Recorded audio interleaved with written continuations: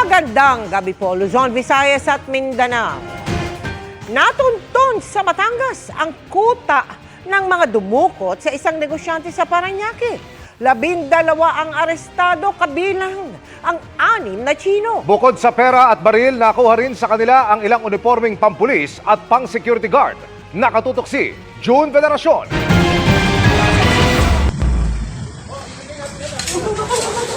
Armado ng matataas na kalibre ng baril, pinasok ng mga tauhan ng PNP Anti-Kidnapping Group ang isang safe house umano ng mga kidnapper sa Batangas.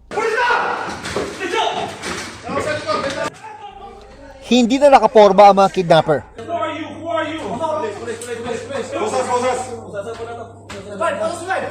Bukod sa mismong safe house, ay may mga inaresto pa sa follow-up operation sa Metro Manila at Cavite.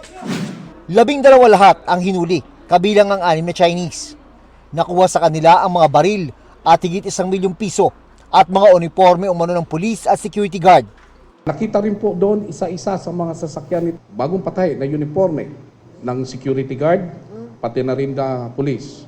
At ating po sa initial po na ating interview dito sa biktima, ating pong nalaman na ito po ay responsible doon sa mga previous kidnapping. July 1 ang dukutin umano ng mga sospek ang negosyanteng biktima sa Parañaque City.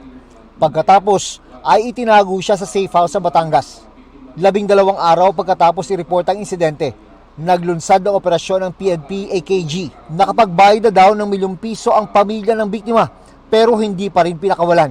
We were able to prevent ng supposed to be na isasagawa nilang isa pang kidnapping na kung saan ay sabi nga doon na ito daw na next na kanilang target na may bantay ay kanilang munang uunahin na titirahin bago nila kukunin.